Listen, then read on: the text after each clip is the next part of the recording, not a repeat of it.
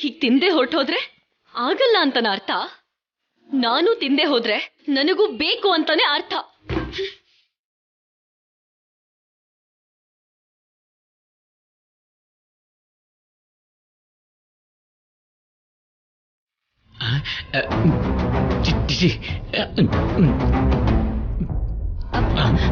Low ಸೀನು,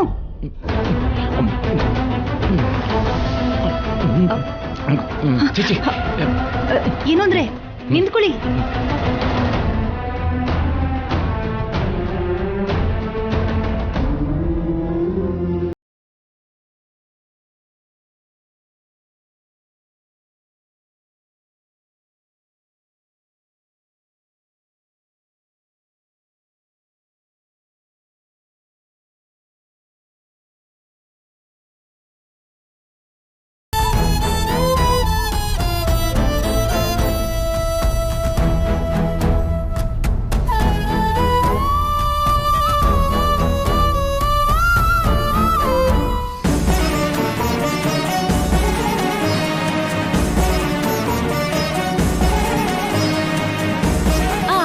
ಹುಡುಗಿ ಬಂದಾಗಿಂದ ವೆಂಕಟ್ರಾವಣ್ಣನ್ ಬಿಟ್ರೆ ಯಾರು ಸರಿಯಾಗಿ ಊಟನೇ ಮಾಡ್ತಿಲ್ಲ ಅತ್ಗೆ.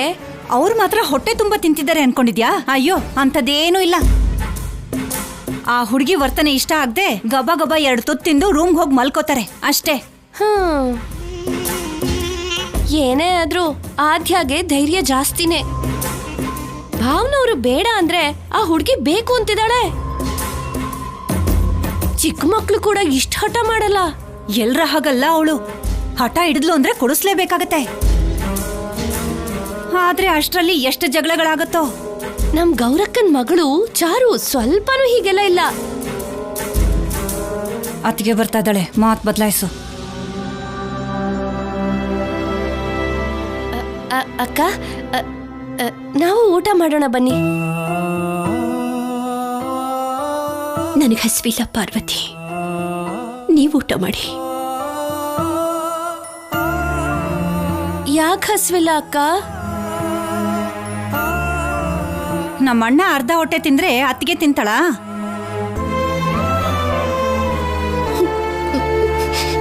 ಬಾಯ್ ಬಿಟ್ಟು 1-2 ಮಾತು ಬೈದ್ರಾದ್ರೂ ಚೆನ್ನಾಗಿರುತ್ತೇನೋ. ಅದು ಸರಿ ಅನ್ನಿ. ಇಂಟರ್ನೆಟ್ ಅದು ಇದು ಅಂತ ಮನೆ ಖರ್ಚು ಜಾಸ್ತಿ ಆಗ್ಬಿಡುತ್ತೇನೋ.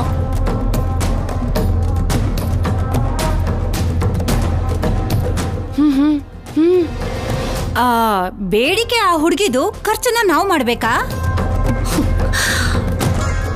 ಆ ದಿನ ಖರ್ಚನ್ನೆಲ್ಲ ನಾನೇ ನೋಡ್ಕೊಳ್ತೀನಿ.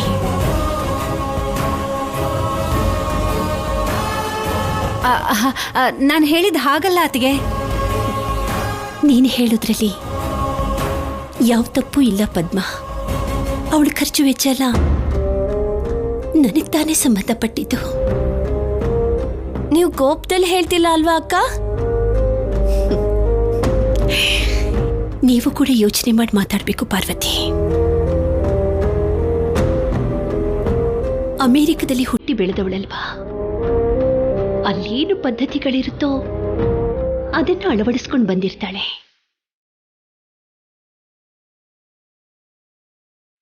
ಅವಳ ಅಗತ್ಯಗಳು ನಮ್ಮ ಅಗತ್ಯಗಳು ಒಂದೇ ಆಗಿರಲ್ಲ ಅಲ್ವಾ?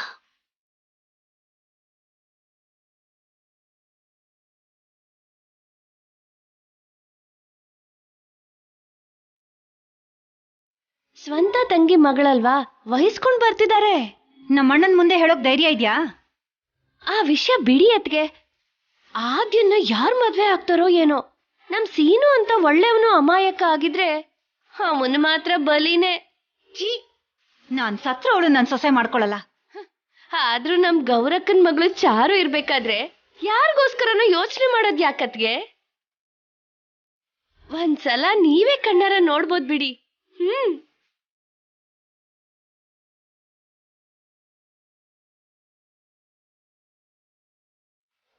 ರಾಜಲಕ್ಷ್ಮಿ, ಒಂಟಿಯಾಗಿ ರೂಮಲ್ಲಿ ಕೂತ್ಕೊಂಡ್ರೆ ಒಳ್ಳೇದಲ್ಲ ಅಂತ ಕೆಳಗಡೆ ಕರ್ಕೊಂಡ್ ಬರ್ತಿದ್ಯಾ. ನನ್ ನೋವು ನಿನಗೆ ಅರ್ಥನೇ ಆಗ್ತಿಲ್ಲ. ನಾನಿನ್ನೂ ಕೇಳ್ದೆ ಅನ್ನೋ ಹಾಗೆ ನಿಮ್ಮಪ್ಪ ಅಷ್ಟೊಂದು ಫೀಲ್ ಆಗ್ತಿದ್ದಾರೆ. ಇದಕ್ಕೂ ಮುಂಚೆ ಇಲ್ದೇ ಇರೋದು ಇನ್ ಮುಂದೆನೂ ಇರಬಾರ್ದು ಅಂತ ಹೇಳ್ತಿದ್ದಾರೆ. ನಾನು ಹೋದ್ ತಿಂಗಳು ಇರ್ಲಿಲ್ಲ, ಇವಾಗಿದ್ದೀನಿ. ನನ್ನನ್ ಯಾಕೆ ಇಲ್ಲಿರಕ್ ಬಿಡ್ತಾ ಇದಾರೆ? ಏನೋ ಆದ್ಯ, ನೀನ್ ದೊಡ್ಡ ದೊಡ್ಡ ಪ್ರಶ್ನೆಗಳು ಕೇಳಿದ್ರೆ ನನಗೆ ಉತ್ತರ ಕೊಡಕ್ ಆಗಲ್ಲ. ನಾನ್ ಕೊಡ್ತೀನಿ ಉತ್ತರನ. ಬಂದ್ಬಿಟ್ಟ ದೊಡ್ಡದಾಗ್ ಮಾತಾಡಕ್ಕೆ. ನಾನ್ ಮಾತಾಡ್ತೀನಿ ಕಣೆ, ಆದ್ರೆ ನೀನು ಬೆನ್ನುಗ್ ಚೂರಿ ಹಾಕೋಳು. ಬೇಡ ಅನ್ನೋ ಕೆಲ್ಸಾನೇ ಮಾಡಿ ಎಲ್ರನ್ನು ತೊಂದ್ರೆಗೆ ಸಿಕ್ಕಾಕ್ಸೋ ಅಂತ ಸ್ಯಾಡಿಸ್ಟ್ ಕಣೆ ನೀನು. Shut up. ಏ ನೀನು ಬಾಯಿ ಮುಚ್ಕೊಂಡು ನಿಂತ್ಕೊಳ್ಳೆ. ನೀನ್ ಬಾಯಿ ಮುಚ್ಚೆ. ಆದ್ಯ, ನೀವ್ ಜಗಳ ಆಡಿದ್ರೆ ನನಗ್ ಭಯ ಆಗತ್ತೆ. ನೀನ್ ಸುಮ್ನಿರು ರಾಜಲಕ್ಷ್ಮಿ. ನೆನ್ನೆ ಮೊನ್ನೆ ಈ ಮನೆಗ್ ಬಂದವಳು ಮಿತಿ ಮೀರಿ ಆಡ್ತಿದ್ದಾಳೆ. ನೀನು ಹುಟ್ದಾಗ್ನಿಂದನೂ ಇದೇ ಮನೇಲೆ ಬಿದ್ದಿದ್ಯಾ ತಾನೆ? ಹೌದು ಕಣೆ, ಬಿದ್ದಿದ್ದೀನಿ. ಬಿದ್ದಿರೋದಷ್ಟೇ ಅಲ್ದೆ ಈ ಮನೆ ತನಕ್ ತಕ್ಕಂಗಿದ್ದೀನಿ. ಆದ್ರೆ ನೀನು ರಿವರ್ಸ್ ಅಲ್ಲಿ ಇದೆಯಾ. ಏನ್ ಬೇಡ ಅಂತಾರೋ ಅದನ್ನೇ ಮಾಡ್ತೀಯಾ. ನನ್ನ ಇಷ್ಟ. ನೀನ್ ಯಾರೋ ಹೇಳೋದಕ್ಕೆ? ಯಾರೋ ನೀನ್ ಹೇಳೋದಕ್ಕೆ? ಯಾರು? ನಾನಾ? ಹೌದು, ನೀನೇ. ಯಾರು ನೀನು? ಈ ಮನೇಲಿ ನಿನಗ್ ಹಕ್ಕೇನಿದೆ? ಯಾವ ಹಕ್ಕಿಂದ ಮಾತಾಡ್ತಿದ್ಯೋ? ನಿನಗೇನ್ ಹಕ್ಕಿದೆ ಹೇಳು. ಹೇಳು, ಏನ್ ಹಕ್ಕಿದೆ? ಆದ್ಯ, ನೋಡಿದ್ಯಾ ಪಾರ್ವತಿ, ನನ್ನ ಮಗನ್ನೇ ಈ ಮನೇಲಿ ಏನ್ ಹಕ್ಕಿದೆ ನಿನ್ಗೆ ಅಂತ ಕೇಳ್ತಿದ್ದಾಳೆ. ಏನಾಯ್ತು ಪದ್ಮ? ಏನಾಯ್ತಾ? ನಿನ್ ತಂಗಿ ಮಗಳು ನನ್ನ ಮಗನ್ನ ನಿನ್ಗೆ ಈ ಮನೇಲಿ ಏನ್ ಹಕ್ಕಿದೆ ಅಂತ ಕೇಳ್ತಿದ್ದಾಳೆ. ಇವತ್ತು ನನ್ ಮಗನಿಗಂತಿದ್ದಾಳೆ, ನಾಳೆ ನನಗಂತಾಳೆ, ನಾಡಿದ್ದು ನನ್ ಗಂಡಗಂತಾಳೆ.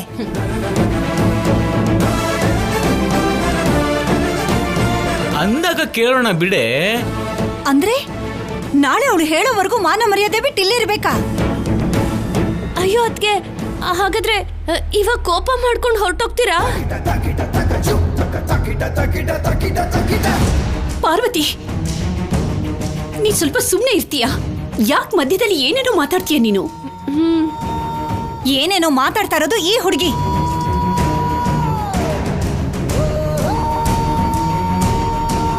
ನಾನೇ ನನ್ ಕಿವಿ ಅರೆ ಇವಳು ಹೇಳಿದ್ದನ್ನ ಕೇಳಿಸ್ಕೊಂಡಿದೀನಿ. ನಮ್ಮ ಮಾವನ್ಗೆ ಅಳಿಯ ಅಂತ ಹೇಳ್ಕೊಳ್ಳೋದಕ್ಕೂ ಕೂಡ ಇವನು ಯೋಚಿಸ್ತಾ ಇದ್ದಾನೆ. ಅಮ್ಮ ಬಿಟ್ಟಾಕಮ್ಮ. ಏನೋ ಬಿಡೋದು? ಅಕ್ಕ, ಏನೋ ಚಿಕ್ಕ ಹುಡುಗಿ ಗೊತ್ತಿಲ್ದೆ ಹೇಳಿದಾಳೆ. ಗೊತ್ತಿಲ್ದೆ ಅಲ್ಲ ಕಣೋ, ಕೊಬ್ಬಿಂದ ಹೇಳಿದ್ದು. ಇದಕ್ಕೆ ನಮ್ಮೂರಲ್ಲಿ ಅಹಂಕಾರ ಅಂತಾರೆ.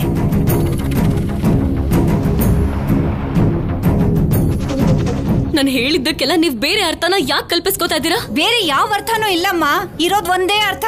ನೀನ್ ಯಾರು, ನಿನ್ ಹಕ್ಕೇನು ಅಂತ. ಅಂದ್ರೆ ನಾವ್ ಆಚೆ ಬದುಕೋಕಾಗ್ದೆ ಈ ಮನೇಲಿ ಇದೀವಿ ಅನ್ನೋದೇ ಅಲ್ವಾ ನಿನ್ ಉದ್ದೇಶ?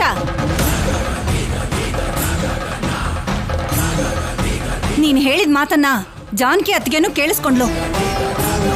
ಆದ್ರೂ ನಿನ್ಗೊಂದು ಮಾತು ಹೇಳಲಿಲ್ಲ ಅಂತಂದ್ರೆ ನಾವಿಲ್ಲಿರೋದು ಅವಳಿಗೂ ಇಷ್ಟ ಇಲ್ಲ ಅಂತ ತಾನೇ ಅರ್ಥ.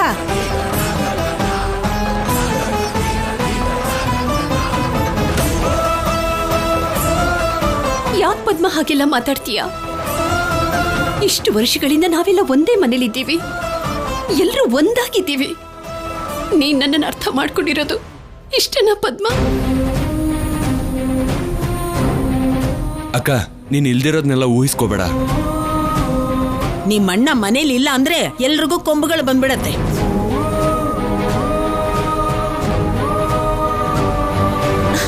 ಆವೇಶ ಪಡ್ಬೇಡ ಪದ್ಮ.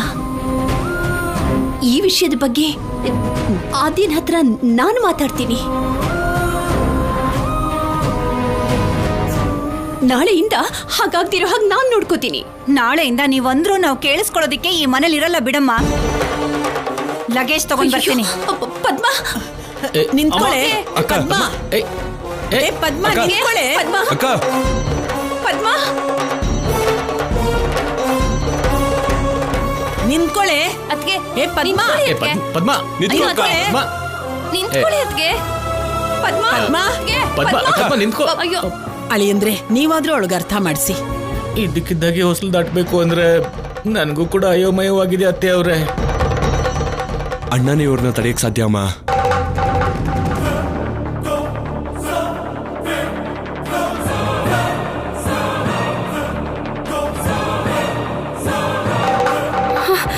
ಅಪ್ಪ ಬರ್ತಿದ್ದಾರೆ.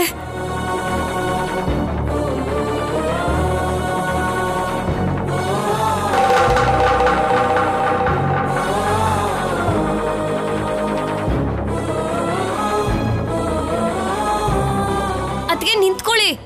ಅದ್ಕೆ ಪದ್ಮ ನಿಂತ್ಕೊಳ್ಳಿ ಅದ್ಕೆ. ನಿಂತ್ಕೊಳ್ಳೆ. ಅಯ್ಯೋ ಏ ಪದ್ಮ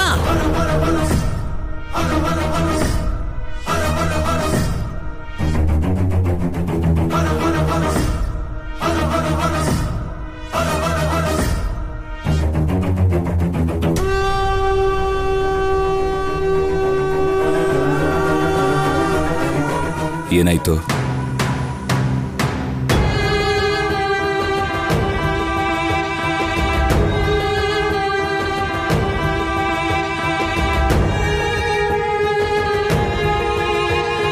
ಯಾರು ಮಾತಾಡದೇ ಇರೋವಾಗ ನಿಜ ಹೇಳೋ ರಾಜಲಕ್ಷ್ಮಿನೇ ಏನಾಯ್ತು ಅಂತ ಹೇಳ್ಬೇಕು. ಏನ್ ನಡೀತು ರಾಜಲಕ್ಷ್ಮಿ? ಅಪ್ಪ ಪದ್ಮ ಅತ್ತೆ ಮಾವನ್ನ ಸೀನು ಮಾವನ್ನ ಕರ್ಕೊಂಡು ಈ ಮನೆಯಿಂದ ಹೋಗ್ತಿದ್ದಾರೆ.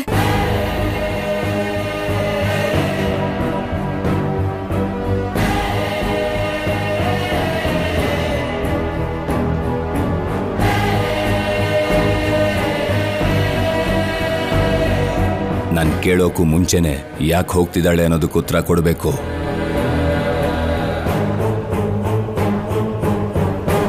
ಅತ್ತಿಗೆ ಕರ್ಕೊಂಡ್ ಬಂದ್ ಮನೇಲಿ ಇಟ್ಕೊಂಡಿರೋ ಆ ಹುಡುಗಿ ನೀವ್ಯಾರು ಈ ಮನೇಲಿ ಇರೋದಕ್ಕೆ ಅಂತ ಕೇಳಿದ್ಲು ಅಣ್ಣ.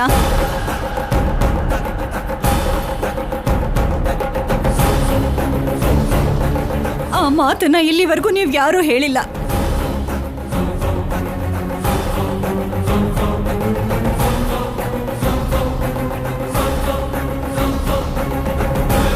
ಇಷ್ಟ ಅವಮಾನ ಆದ್ಮೇಲೆ ನಾವೆಲ್ಲಿದ್ರೆ ಪ್ರತಿದಿನ ಅವಮಾನ ಮಾಡ್ತಾರೆ. ಅದಕ್ಕೆ ನಾವು ಹೊರಟೋಗ್ತೀವಿ. ಪದ್ಮ ನಿಂತ್ಕೋ.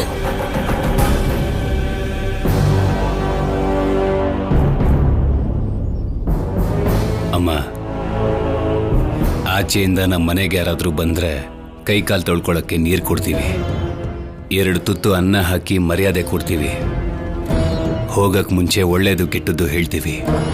ಹಾಗೆ ತಂಗಿ ಮಗಳನ್ನ ಕರ್ಕೊಂಡು ಬಂದ್ರೆ ಊಟದ ವ್ಯವಸ್ಥೆನ ಮಾತ್ರ ಮಾಡೋದಲ್ಲ, ಒಳ್ಳೇದು ಕೆಟ್ಟದ್ದನ್ನು ಹೇಳಬೇಕು, ಹೇಗಿರ್ಬೇಕು ಅಂತ ಕಲಿಸ್ಕೊಡ್ಬೇಕು. ಅದು ಆಗದೆ ಇದ್ದಾಗ ಮನೆಯಲ್ಲಿರೋರನ್ನ ಬೇರೆ ಮಾಡೋರ್ಗೆ, ಬೇರೆ ಮಾಡೋದಕ್ಕೆ ಅವಕಾಶ ಕಲ್ಪಿಸ್ಕೊಟ್ಟವ್ರಿಗೆ ಏನ್ ಶಿಕ್ಷೆ ಕೊಡ್ಬೇಕಮ್ಮ?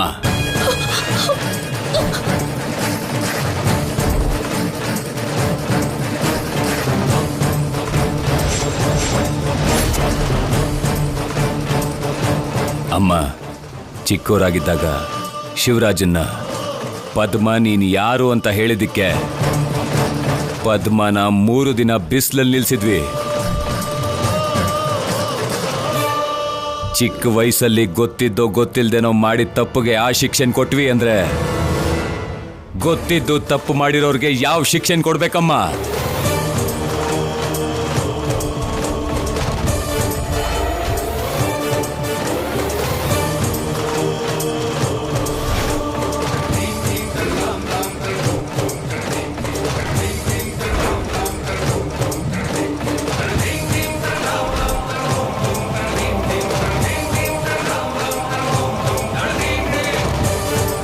ಮಾವ, ದಯವಿಟ್ಟು ನೀವು ಕೋಪ ಮಾಡ್ಕೋಬೇಡಿ. ಆದ್ಯ ನನಗೇನು ಅನ್ಲಿಲ್ಲ.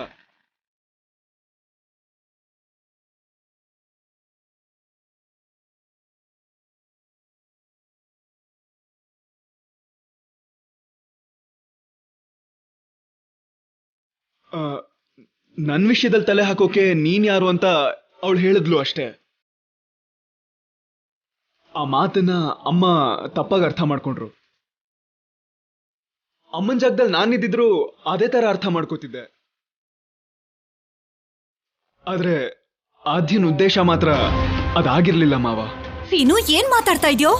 ಹೌದಮ್ಮ, ಮಾವನ್ ಬಿಟ್ಟು ಬೇರೆ ಯಾರು ಏನೇ ಅಂದ್ರೂ ಸುಮ್ನಿರ್ದಿರೋ ನಾನು ಆದ್ಯ ಹೇಳಿದ್ರೆ ಸುಮ್ನಿದ್ ಬಿಡ್ತೀನ?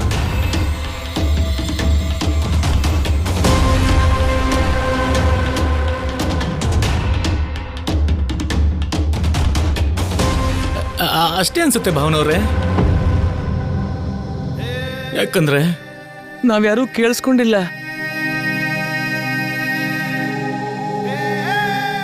ಪದ್ಮನೆ ಹೊರಟೋಗೋಣ ಅಂತ ಅಳ್ತಿದ್ದಾಳೆ.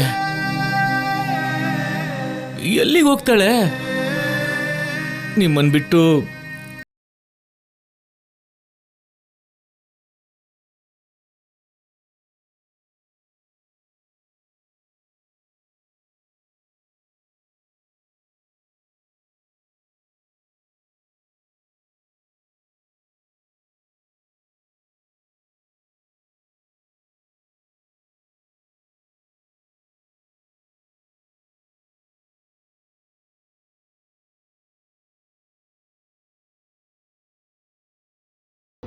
ಅಮ್ಮ ಪದ್ಮ, ಲಗೇಜ್ನ ಒಳಗೆ ತಗೊಂಡು ಹೋಗು.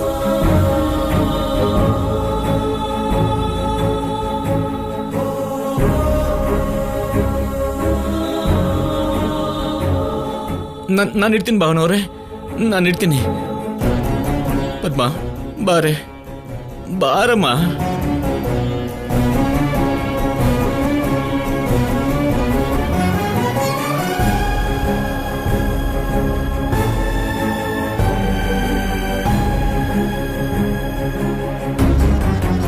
ನನ್ ಮೊಮ್ಮಗ ಸುಳ್ಳು ಹೇಳಿದಿಕ್ಕೆ ನಿಮ್ಮಿಬ್ರು ಜೀವನೂ ಉಳ್ಕೊಂತು.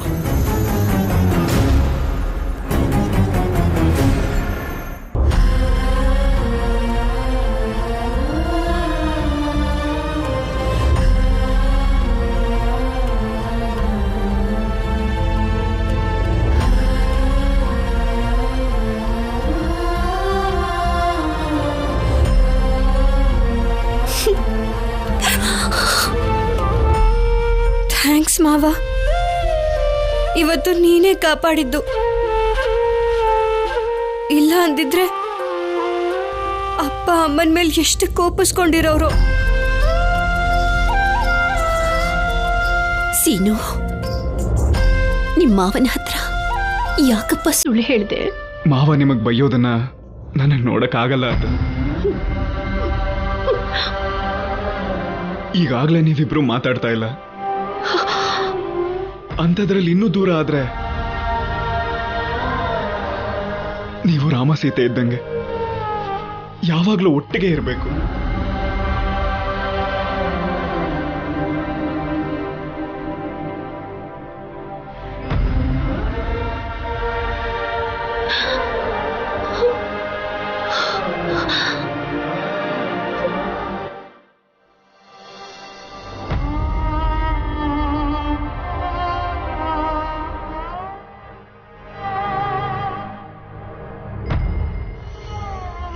ಸತ್ತೋಗಿಲ್ಲ, ನಿನ್ ರೂಪದಲ್ಲಿ ಅವಳ ಜೊತೆ ಇದ್ದೀನಿ ಅಂತ ಆದ್ಯಾಗಿ ಹೇಳಕ್ಕ.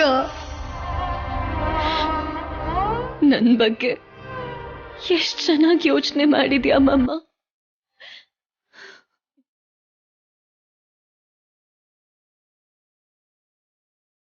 ನೀನಿಲ್ದೇ ಇರುವಾಗ್ಲೂ ನಾನು ಹೇಗ್ ಸಂತೋಷವಾಗಿರ್ಬೇಕು ಅಂತ ಅರ್ಥ ಮಾಡಿಸ್ದೆ. ಆದ್ರೆ ಇಲ್ಲಿ ಇಷ್ಟು ಜನ ಇದ್ರೂ ಕೂಡ ನಿನ್ ಸ್ಥಾನನ ಯಾರಿಗೂ ತುಂಬಿಸೋಕೆ ಆಗ್ತಿಲ್ಲ. ಇವ್ರಿಗೆಲ್ಲ ಪ್ರೀತಿ ಇದ್ರೆ ಅಲ್ವಾ ಯಾವ ಕಂಡೀಷನ್ ಹಾಕ್ಬೇಕು ಅಂತ ನೋಡ್ತಿದ್ದಾರೆ ಹೊರತು ಹೇಗ್ ಸಂತೋಷ ಪಡಿಸ್ಬೇಕು ಅಂತ ಯಾರು ಯೋಚಿಸೋದಿಲ್ಲ.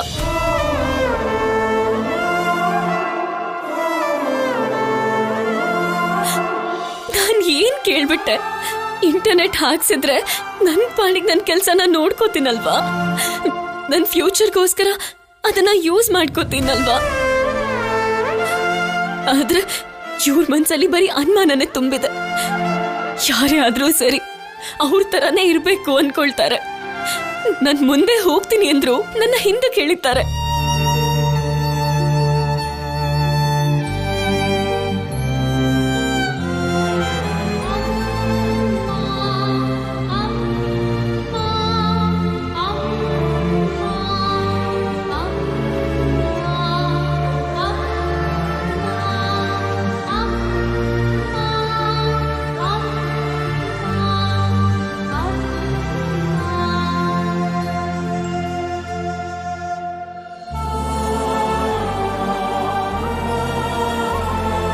ಆದ್ಯಾ,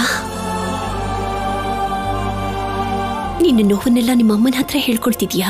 ಹೀಗ್ ಮಾಡೋದ್ರಿಂದನೂ ನಿಮ್ಗೇನಾದ್ರೂ ತೊಂದರೆ ಆಗ್ತಿದ್ಯಾ? ಅಯ್ಯೋ, ಯಾಕಮ್ಮ ಹಾಗೆಲ್ಲ ಅನ್ಕೊಳ್ತೀಯಾ?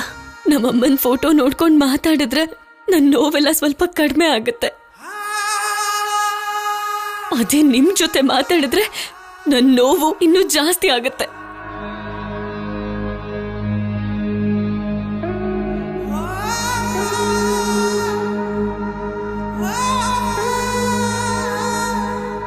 ನಿನಗ್ ಸಮಾಧಾನ ಮಾಡೋದಕ್ ಬಂದ್ರೆ ಹೀಗ್ ಮಾತಾಡ್ತಿದ್ಯಲ್ಲ ಆದ್ಯಾ. ನನ್ ಮೇಲೆ ಯಾರೂ ಕರುಣೆ ತೋರ್ಸೋದೇನ್ ಬೇಕಾಗಿಲ್ಲ. ನಾನ್ ಕೇಳಿದ್ದನ್ನ ತಗೊಂಡ್ ಬಂದು ಕೊಡಿ. ಇದಕ್ ಮೊದ್ಲು ಇಂಟರ್ನೆಟ್ ಅನ್ನೋ ಮಾತು ನನ್ ಬಾಯಿಂದ ಬಂತು ಅಂತ ನನಗ್ ತುಂಬಾ ಬೈದ್ರು ಅಕ್ಕ. ಅದೇ ಈ ಮನೆ ಪದ್ಧತಿ.